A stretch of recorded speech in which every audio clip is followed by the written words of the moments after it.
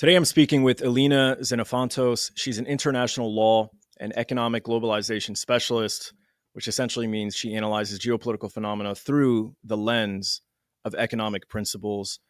She conducts research for think tanks, and she's a frequent contributor to the Colonial Outcast podcast with Greg Stoker. So, Elina, thank you so much for being here today. Yes, thank you for having me. Alina, I wanted to talk to you about the Iran war. So let's just start with, were you surprised with Israel and the US conducting this surprise attack on Iran on June 13th? No, I was not surprised. And in fact, with regards to anybody who actually follows my work, it's something that I had been pretty much warning for a good amount of time prior, and even the day before it actually happened. And the reason for that is fundamentally because, you have to understand the role that Iran plays within the concept and within the sort of battle right now with regards to multipolarity and sort of Western imperialism. And once you understand that, the significance of Iran's position in all the international sort of economic alliances it's part of, its relationship with China, as well as its relationship itself within the Middle East, within West Asia, and the resistance factions within West Asia that push back against Western imperialism, you understand why Iran is a target that needs to be eliminated or significantly weakened in order to sustain Western dominance within the region. And in doing so, you're sustaining the economic dominance and hegemony of the West around the globe. So what are some examples of economic projects or development for the West that is hindered or limited by the existence of Iran and these resistance forces?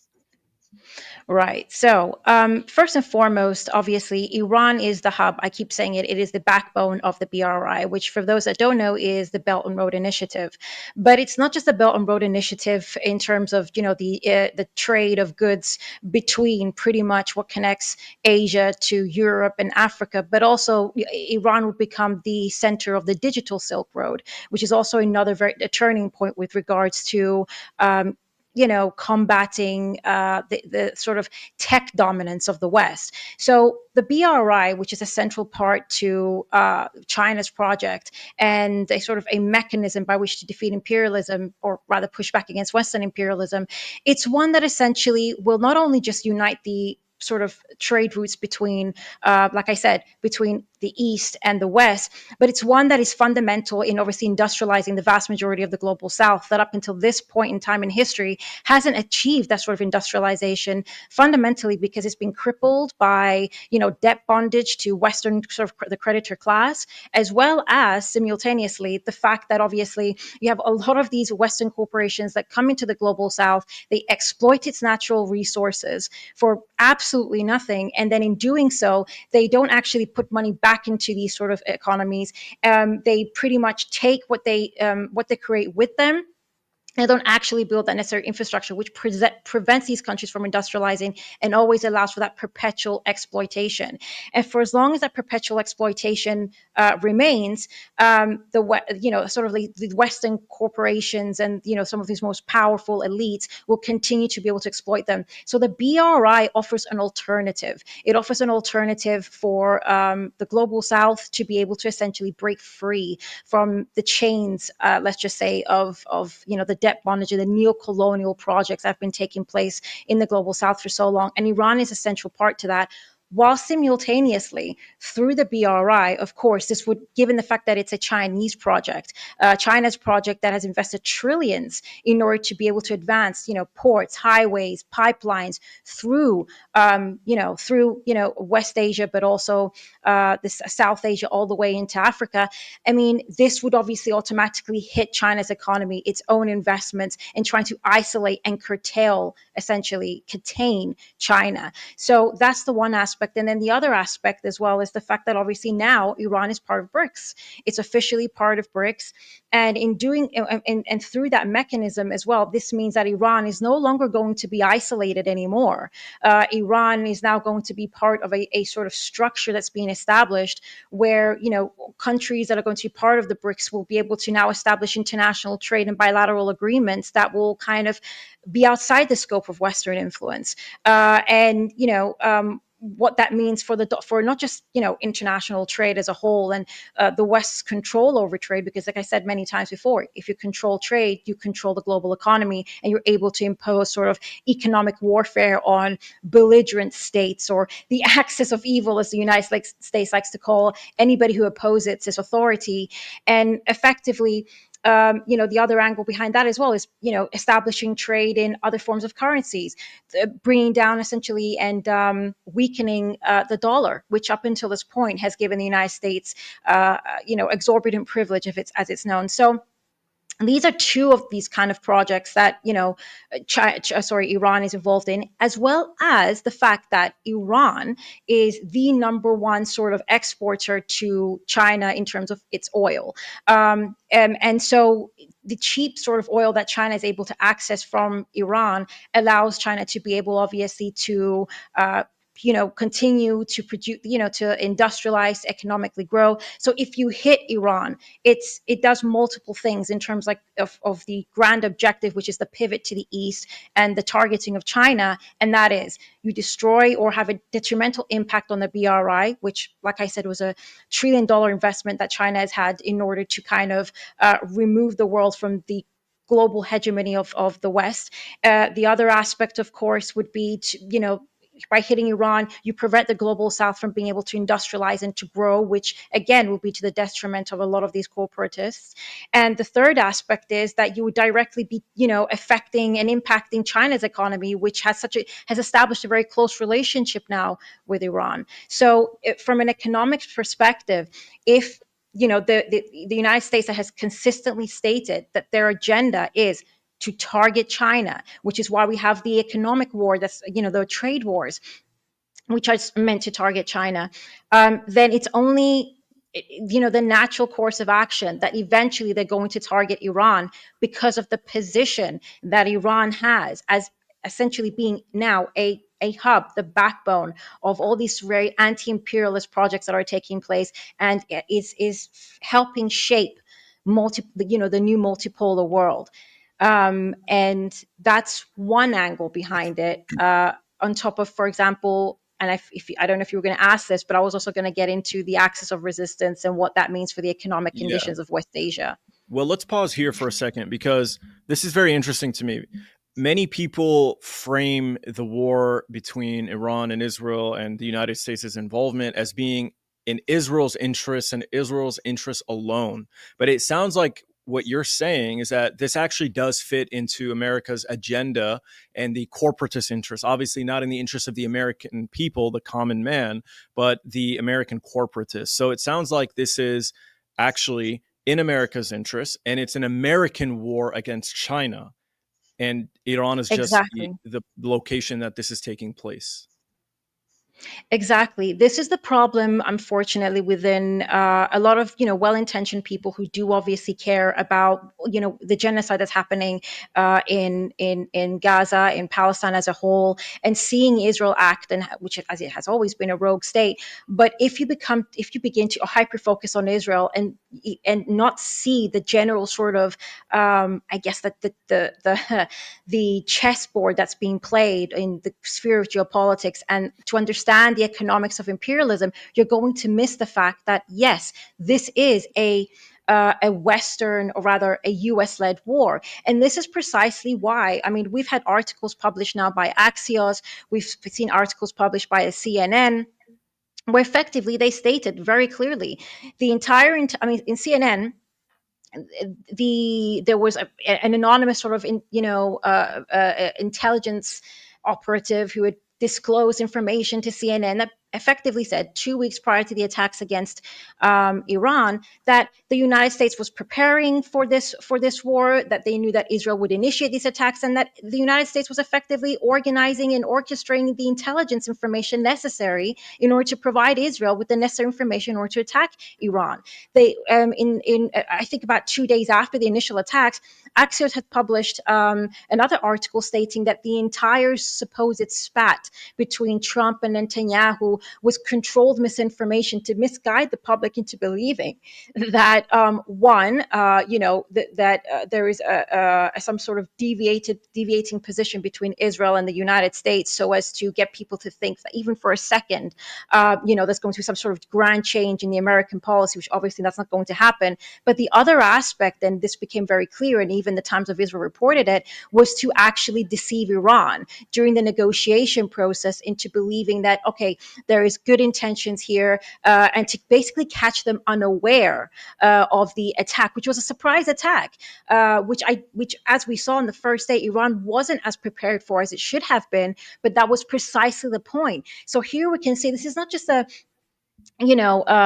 operation pushed forward just by Israel. No, this is in perfect alignment with the U.S. intelligence services, and it fits very well into their trade wars with China, the sanctions, or not sanctions, rather the tariffs on 90 countries around the world, which have been both paused and unpaused for a variety of different reasons. Because the big agenda here is to pivot to the east, is to curtail and then basically weaken China first economically, isolate it, and then eventually go after China. This is why, as well, we're also seeing the increased militarization of Taiwan also currently taking place. And there's also been articles that were published by, I think it was, again, BBC and CNN, saying how the war in Iran, or the fall of, for example, Khamenei, would actually be detrimental to China, because this is the Western media acknowledging that the fall of Iran, or at least if Iran fails as a state, a revolutionary state that is pushing back against imperialism, if the West is successful in doing that, then they understand the impacts that this will have, like I said, on China. And this is the end goal. It's all about China. And I mean, Trump says it over and over again: China, China, China. We must start listening to what they say, and Let me what their ask you end goals this. are. Why does it have to take place militarily? Wouldn't it make sense for the United States to try and bring Iran in economically? I mean, if Iran had the ability to sell oil to Europe, given the limitations to their infrastructure and the time it would take to increase it, wouldn't it be wouldn't it make sense for Iran to kind of reduce exports to China by increasing exports to Europe? So why does this have to take place militarily? Okay, so the first thing is, obviously, with regards to economic warfare on Iran, we saw 4 decades worth of sanctions, and that did absolutely nothing for Iran. It didn't deplete the Iranian state, and it didn't turn people against the state to establish a sort of color revolution in the way that the United States has hoped for in its sort of pursuit of these sanctions. And not just that, obviously, now we're in 2025, and in the last, I would say, around 8 years, as a result of the United States belligerent and sort of forceful approach in Russia, China, and also sanctioning about 25% of the world, we're seeing that Iran now has its options, because there's no longer any need to sort of shy away from using Iran or collaborating and trading with Iran in fear of sanctions, when there are so many other states now that are sanctioned by the United States. So, Iran now, we're seeing for the first time in the last, I would say, 8 years, the first time in 40 years, that we're seeing Iran economically begin to prosper and actually form these alliances. So the sanctions war has obviously failed. Now, the other aspect with regards to what you've just said, with regards to trading with Europe. So this is the thing. So initially, if we go back to, I guess, Syria, and if we go back to 2010, Hold on, the hold on. the If we can just pause for a second. I'm sorry to interrupt, but before we yeah, open up Syria, because that's going to open up a million other questions, and that's you're true. you're dumping so much knowledge on me. It's amazing, and I know the audience is really Okay, going to appreciate it. Every time you say something new, I have like three or four other questions, and so I want to just gain a that's deeper fine. understanding here.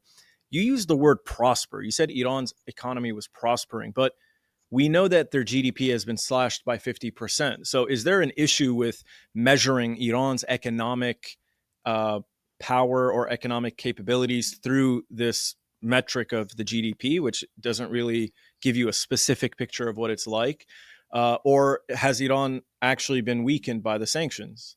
Because that's what's kind of confusing for me. I mean, that's why the United States, from my understanding, and Israel believed that this was the moment because they had applied so much economic pressure, and Syria had just given them the motivation and the example that, hey, sanctions work. You know, HTS was able to basically blow out the candle for the cake that was baked by the United States, and Bashar al-Assad fell in 12 days. So they thought they could do the same thing in Iran because of these sanctions. So is it incorrect to look at that 50% slash in GDP to measure Iran's economic weight, or like why are you using the word prosper?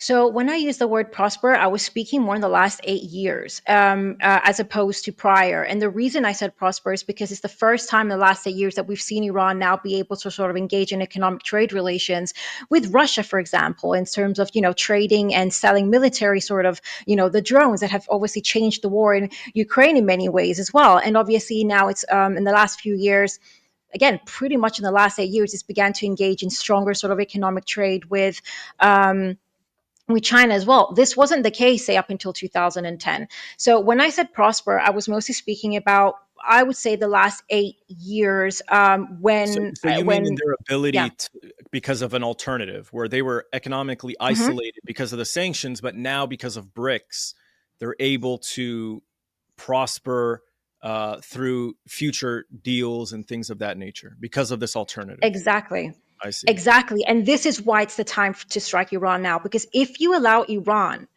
that has been able to survive sanctions. And Iran is a far more powerful, and has always been a far more powerful sort of economy than Syria. It has always been more self sufficient because it was isolated for a very long time.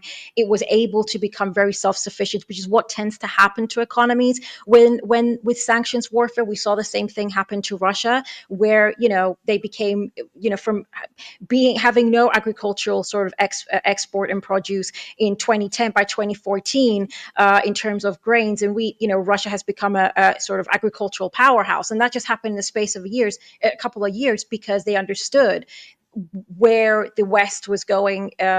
With regards to Ukraine, the same thing can be said for Iran, and this is why actually it's more important to hit Iran now, because if they allow Iran down the path that it's currently on, with the sort of the prospects of multipolarity growing, the potential of BRICS and the popularity of BRICS constantly growing. And we're seeing what's also happening in West Africa with the expulsion of France, for example, and the Sahel Alliance.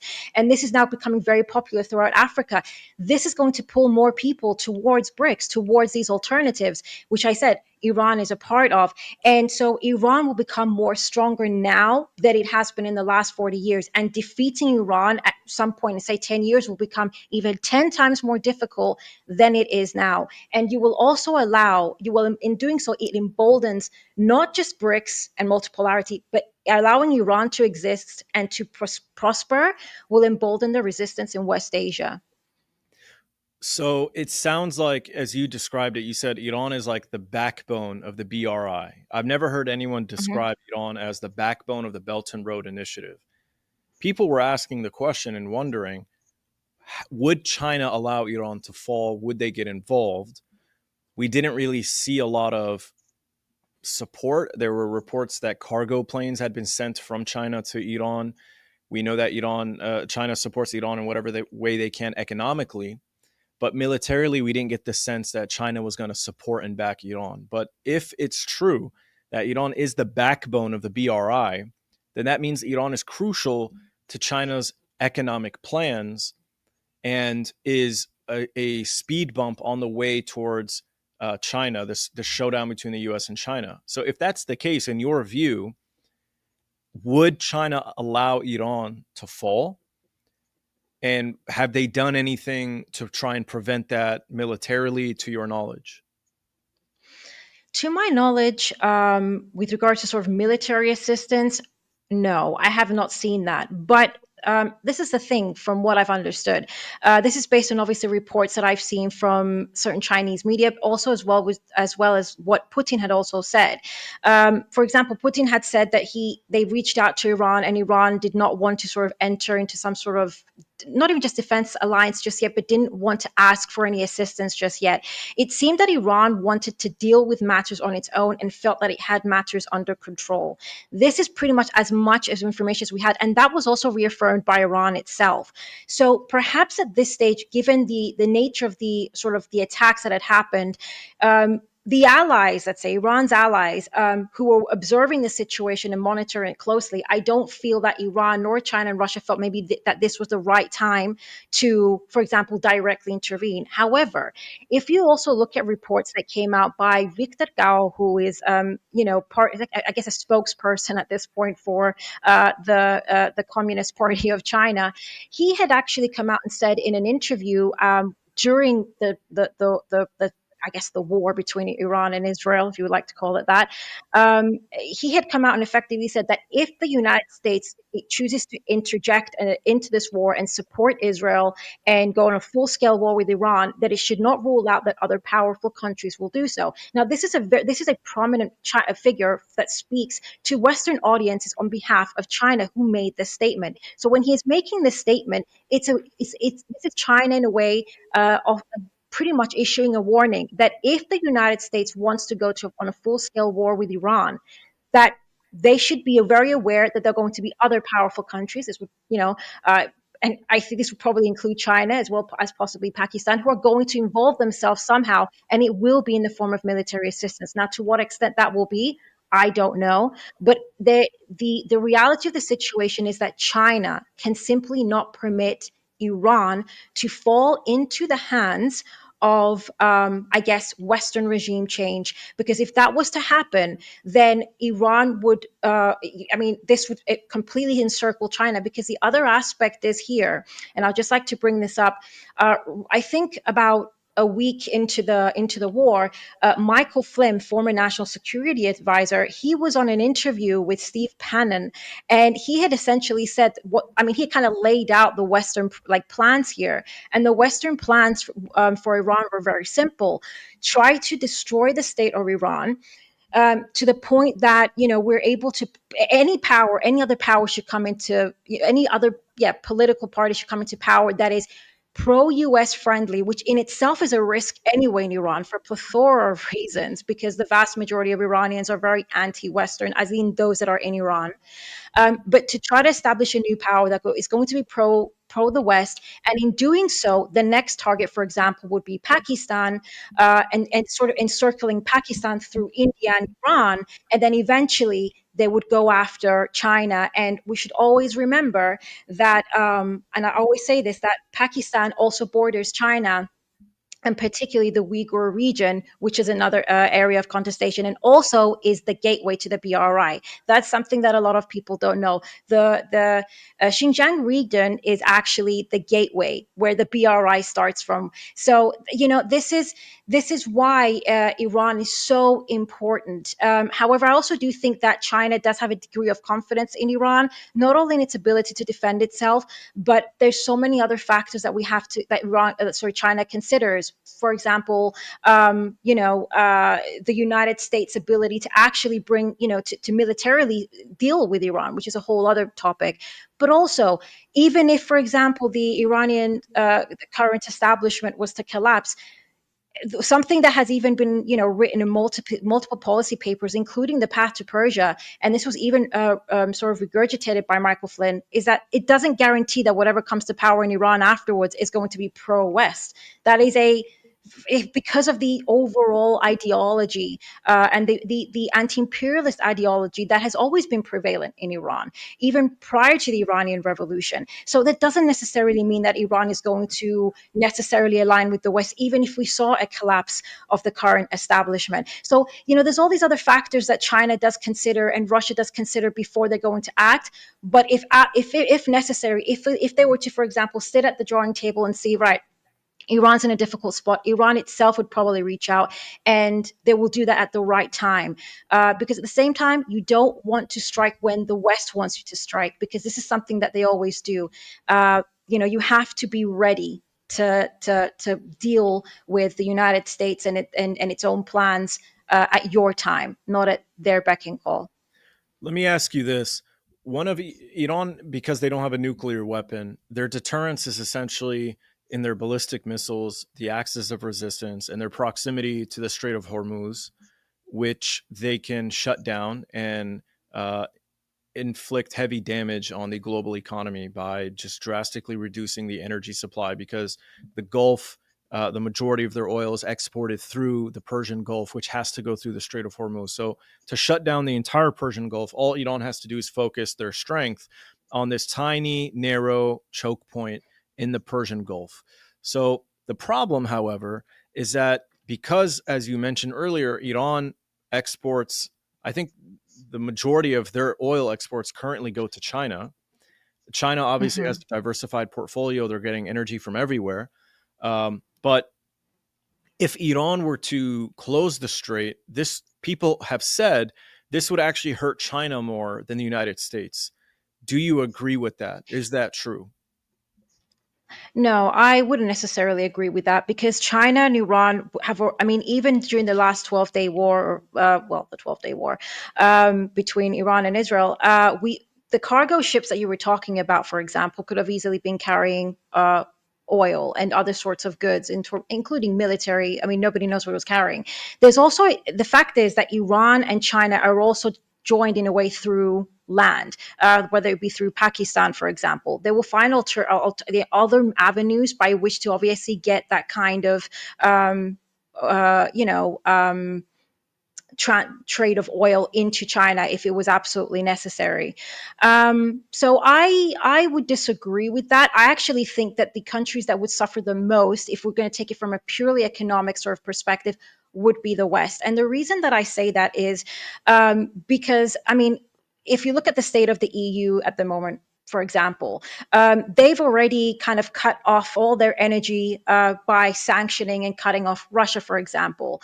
And so that's created what they call in Europe the cost of living crisis, which is quite, it's just another way to kind of blind people from what is actually going on. So you've got Germany being deindustrialized. You've got, a lot. I mean, France's economy has also been in consistently recession for the last 2-3 years. The same thing goes for Germany. I mean, you've got bankruptcies pretty much skyrocketing in Germany for the last 2 to 3 years.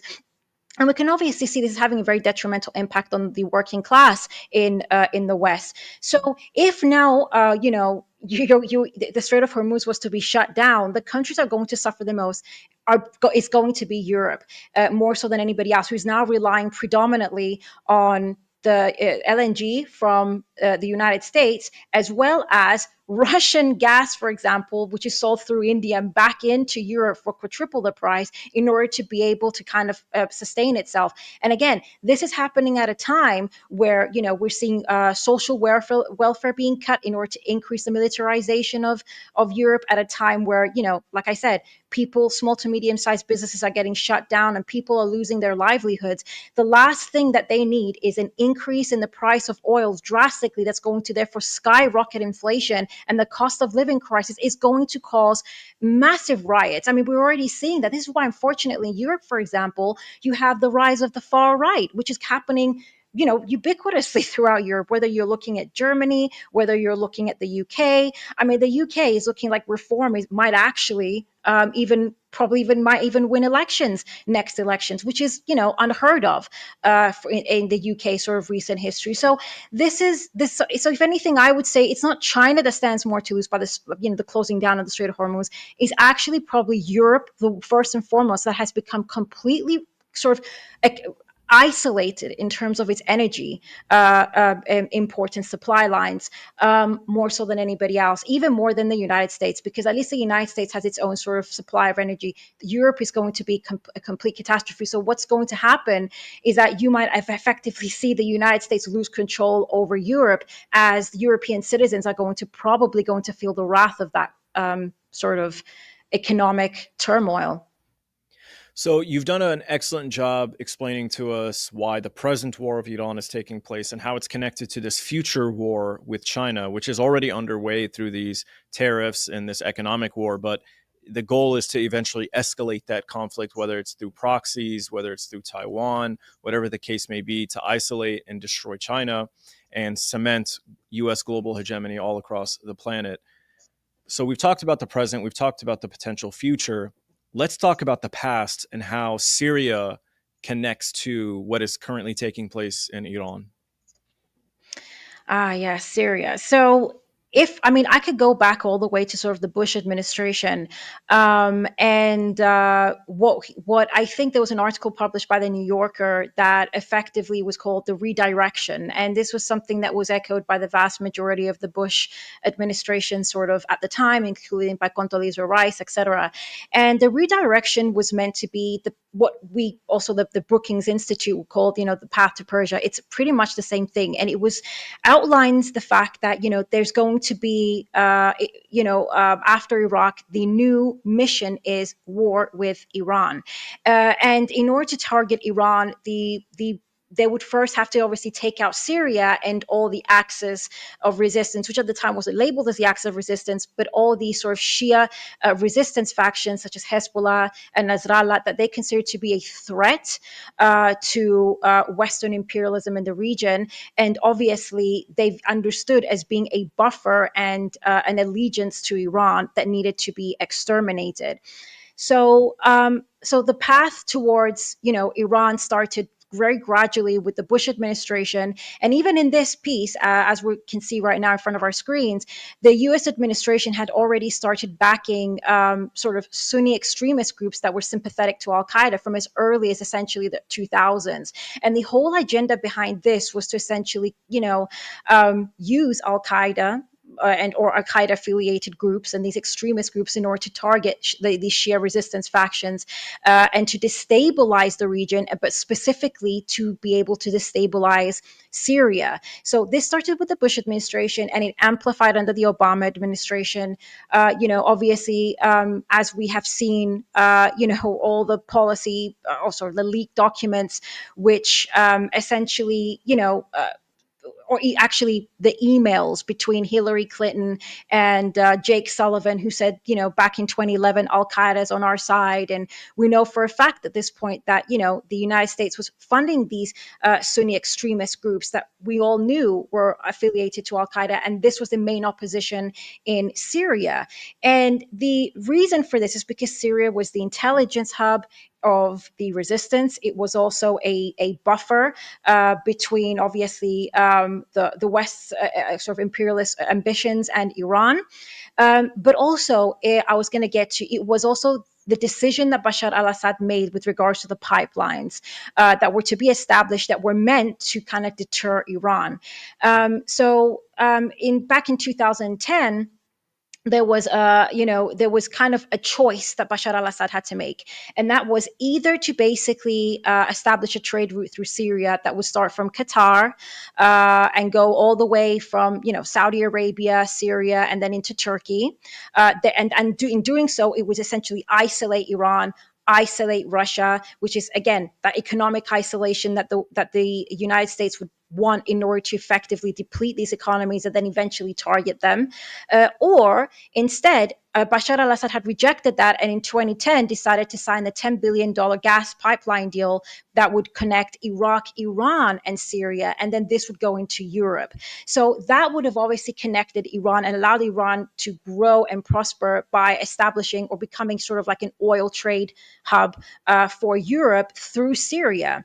But obviously, this would mean, given the fact that Iran was a belligerent state to the United States and was already kind of establishing friendly relations with Russia and China, because that's when as well we saw the initiation of the BRI, this was unacceptable. And so this happened, this memorandum of understanding and this deal happened in 2010, just pretty much months before the sort of the uprising or the protest started against Bashar al-Assad. And so the thing is behind even those protests, it was an opportunity that the West used in order to kind of infiltrate any sort of legitimate, grievances that the people might have had against Bashar al-Assad, and to use the at this point decades worth of funding and training of Sunni extremist groups that were affiliated with Al Qaeda to infiltrate these protests and essentially start what then became the Syrian civil war. And in fact, I think in 2013 we also have other reports that said that.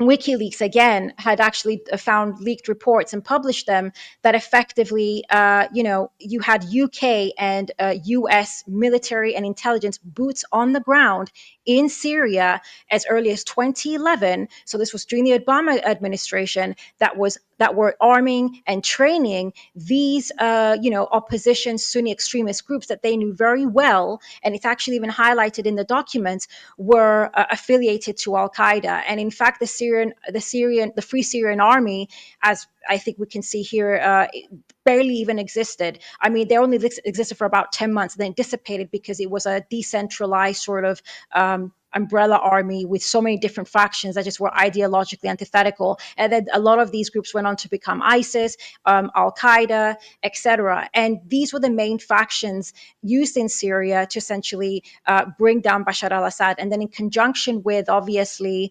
the sanctions that were imposed on Syria, which, according even to a UN report that was published in 2018, it was the primary mechanism used that effectively destroyed the Syrian economy. So it wasn't even, Bashar al-Assad that had destroyed the economy of Syria, but it was actually the sanctions that completely depleted the economy, whilst Bashar al-Assad was simultaneously battling these opposition groups or moderates that were being funded and trained by the United States in order to,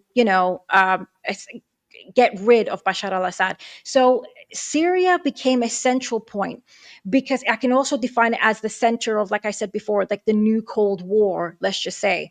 Because if they were to take down Syria, and this was kind of the objective, then effectively you were able to isolate Iran, to establish these kind of pipelines and new trade routes that would isolate Iran economically, cut Iran out, and simultaneously it would weaken the axis of resistance. And in weakening the axis of resistance, you no longer have a pushback against the West, you no longer have a pushback against imperialism, because much like I think an article by the Middle East Eye published, and actually even going back to the New Yorker article, Saudi Arabia was very much involved in not only just funding the opposition in Syria, but they were also very much involved in trying to combat Hezbollah in Lebanon as well, from as early as the 2000s, 2007, 2008, which again is no surprise why even today the leadership in Lebanon has essentially been put in place by the US and Saudi Arabia together. So, like I said, Syria was a central point. It was the center of, the hub, the intelligence hub for the axis of resistance.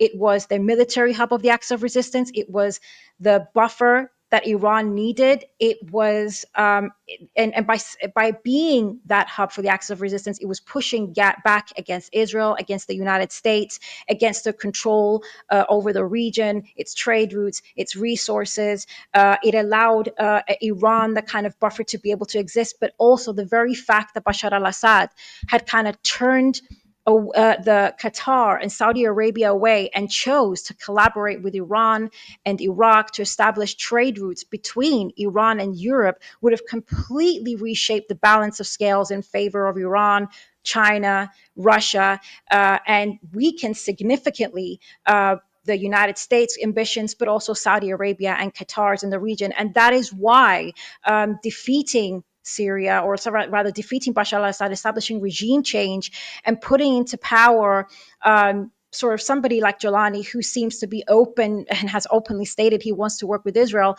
and normalize through the Abrahamic Accords, is going to revive these new pipeline aspirations in order to push back against the BRI, for example, and try again to isolate Iran and try to push back against multipolarity. And I think there was just one last thing I was going to say with regards to actually Syria. The With Saudi Arabia now as well, it's actually with one of the other things that were actually said in some cables that were published in 2006 by WikiLeaks again was specifically that a lot of the operations that the United States were using in order to sort of target Bashar al-Assad even prior to 2010, because of his affiliation with the Acts of Resistance and Iran, um, one of the objectives was as well to coerce his behavior, and by doing what they meant by that is to coerce him into accepting something along the lines of the Abrahamic Accords and normalization with Israel. And if you look at the 2006 cables, it's rather interesting because it just goes to show again how far back this goes. The United States was actually using a plethora of different ways by which to kind of undermine Bashar al Assad even before the official sort of targeting of Syria began. And the way that they did that is, I mean, as you can see here, they understood that Bashar was, he had a lot of vulnerabilities in terms of like he was considered to be rather emotionally reactive, unstable. He had what they called self defeating anger. So, a lot of the things, for example, that the United States would do is, sort of generate conspiracy theories in order to kind of infiltrate Syrian society and create a sense of paranoia. And one of those actually was the Iranian influence, which even according to this cable from 2006 intelligence cable was really over exaggerated. It was actually determined by U.S. intelligence that Iran's influence on Syria was actually nowhere near to the degree that was often highlighted in international media and through Syrian media, or rather, U.S. influenced, propaganda that was filtered through Syria. But the agenda was to sort of turn people against Bashar al-Assad. And another thing that the United States had done from as early as 2006 was, alongside this Gulf states, was to actually kind of prevent any foreign direct investment as well. That's another thing that they tried to do into Syria in order to economically weaken the country from even then. Because something that isn't often discussed is that Syria was facing a series of economic issues back in the 2000s as a result of drought and climate change, and this had detrimentally impacted its economy rather drastically because water is as important as oil when you're, for your economy. If you're having droughts, you can't produce agricultural goods. I mean, Syria went from being a wheat mega exporter to not being even able to produce. So Syria was struggling economically. And in fact, this is why Bashar al-Assad began to open the markets to private investment in order to try to kind of salvage the economy. And in fact, he started to incorporate IMF policies in order to as well win favor with the West and the Gulf states so they can start bringing investment in. And he viewed this as being something that would be his legacy. But even then, the United States had actively, its intelligence community, as per the cables that were just being presented, they had actively kind of, alongside the Gulf states, prevented this from happening, so that Bashar's economy, his economic policies would fail, and in conjunction with the other kind of conspiracy theories about Iran taking over the country, this would eventually lead to people kind of pushing back against him. And then that's when their trained Sunni groups would come in. And this is obviously, all of this was part and parcel of eventually either Assad would fall in line and unite with the West, or if it continued to work with Iran, he'll be taken down. He chose to work, the alternative. And so taking down Syria has now obviously exposed Iran to some extent. It's weakened the axis of resistance to a certain extent. And this is another reason why now has been the opportune moment for the United States to strike Iran. Very well said. Elina, thank you so much for your time. We'll definitely have to have you come back on so you can enlighten us further to these imperial conspiracies and plans to, dominate the world. So thank you so much for being here, and I hope to have you again. Thank you. Thank you so much for having me. It was a pleasure to be on. And yes, I would look forward to coming back. Thank you.